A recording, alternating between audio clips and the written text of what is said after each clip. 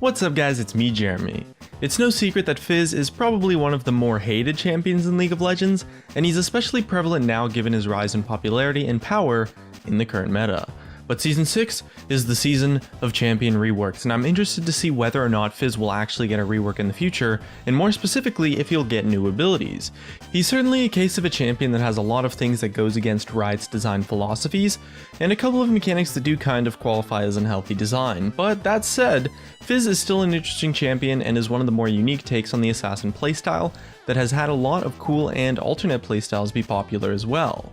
And if you guys enjoyed the video, hit that like button, and if you don't, hit that dislike. Now, just before this conversation starts, we have to talk about what would make a champion qualify for a rework. And I'm talking a lot more specifically about the new game design and kit part of a rework where he gets new abilities and his abilities change significantly, not the kind of rework that's just like a visual upgrade and a lore revamp and all that stuff. And for that other kind of rework, which is the visual upgrade and the lore revamp and all that stuff, FIZZ probably doesn't qualify as much as a lot of the other champions, so it's not really a key topic that I want to touch on in this video.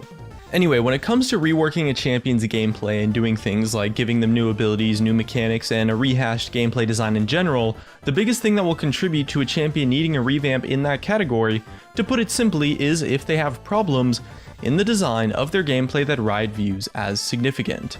As to whether or not FIZZ falls under that category, I'm not entirely sure. Now, I know there's a lot of people out there who really don't like FIZZ, so to those people, I do actually want to say that FIZZ's gameplay design might be a little bit more reasonable than you think, so hear me out. So let's start breaking down FIZZ in a spot where most people probably take the biggest issue with him, which is of course his Playful Trickster, his E. This FIZZ ability is pretty notorious because the mechanics involved with it typically make it something that many would view as being frustrating to play against. From the invulnerability, wave clear, slow effect, and a high amount of damage and versatility, it's hard to make a case for such an ability, and for a really long time, I actually too thought that this ability was, well, pretty dumb, and I'm not the biggest fan of playing against FIZZ. But after messing around a bit more with him as a champion and talking to some champion designers about FIZZ, I actually think that his Playful Trickster is, I'm not gonna say well designed, but it's actually very interesting, and I don't think the ability is a problem at all.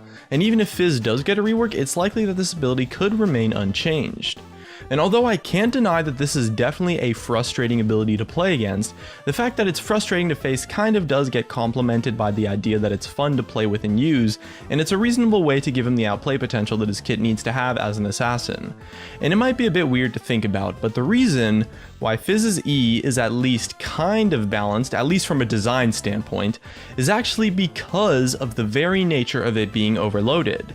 Because FIZZ has so much of his overall power put into his Playful Trickster, that actually makes the ability a lot more fair. And the reason why that is because it forces FIZZ to have to choose and make an active decision when using the ability.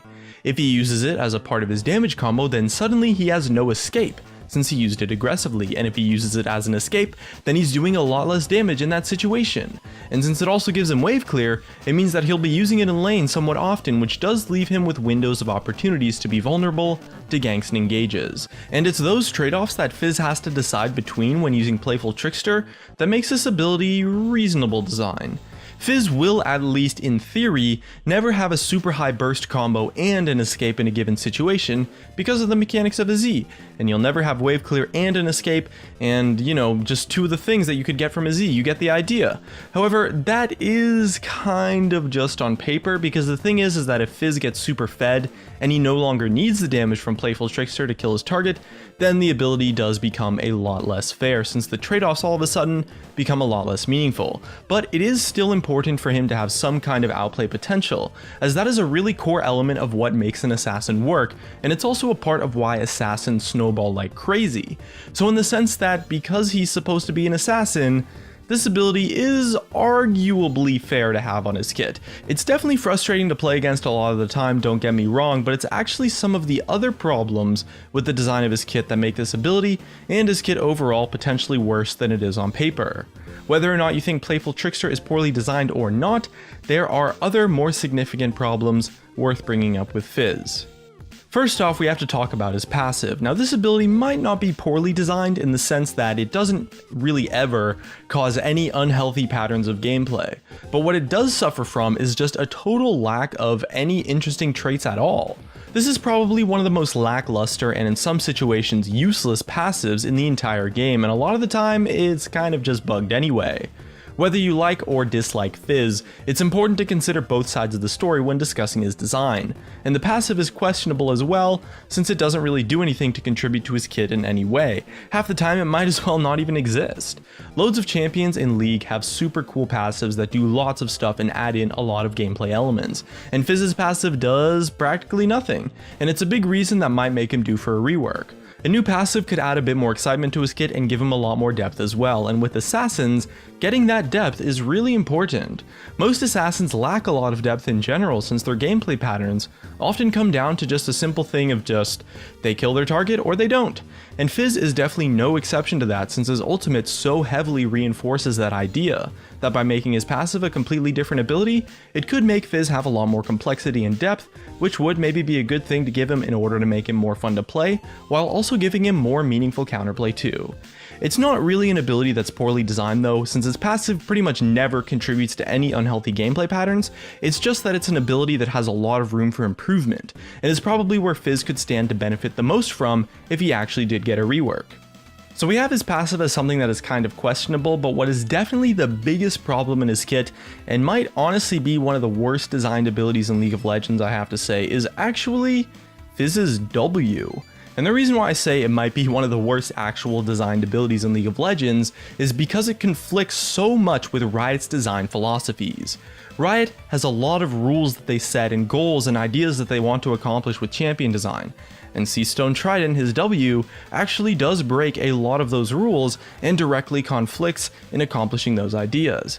And this is because his W is probably the cookie cutter case of what is known as hidden power in a champion, which is something that Riot very much actively wants to avoid, and they have stated that time and time again. And when I say hidden power, it means something that is more powerful than it appears, making it difficult for enemies to see or respond to it.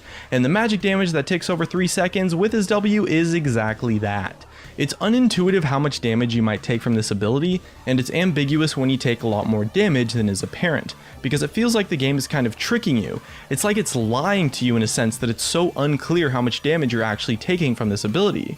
This is typically why there are a very small number of damage over time effects in League of Legends, and most of them have very clear effects or do a flat amount of damage because abilities should be clear cut. You know that, okay, I get hit by this, and I take this amount of damage, or I get hit by that and then this happens.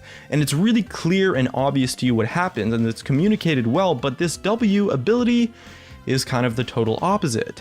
The indicators on this ability should be much more obvious that you're actually taking damage from it. For example, when you face someone like a Darius, the bleed that you're taking has this massive indicator all over your head and it's totally in your face, and every single damage tick does the same amount of damage, but with FIZZ that kind of clarity is just not there when it should be. Especially since it has missing HP scaling, the amount of times you can finish someone off with the passive ticks is quite frequent, and it's really frustrating to die to because it feels like you really should have lived when in fact you just took 8% of your missing health in the last few seconds right as you have escaped. Dying from variable damage numbers on a damage over time is not only frustrating, but more importantly, it's really confusing. And the missive HP scaling comboed with the lack of a clear visual indicator makes it ambiguous to play against, and it's just a bit too much hidden power tied into a single ability. And this ability, it's honestly not really that overpowered at all. I mean, it's okay. It's just that this idea of hidden power is something that Riot very actively tries to avoid, especially recently, and it's one of the biggest examples of something that is unhealthy design. So with all of that said, let's stop ranting about his W and bring it back to the main idea of whether or not this makes FIZZ actually qualify for the need for a rework. At least the way I see it from a design perspective, we have one semi-relevant reason in his passive and one relatively significant reason in his W. But is that enough to make him worthy of getting a rework?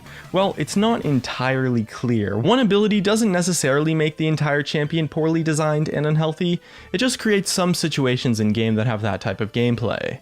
But who knows, we've got the Assassin's rework coming later in this year probably, and maybe FIZZ will be a part of that. So what do you think? Should FIZZ get new abilities in the form of a rework?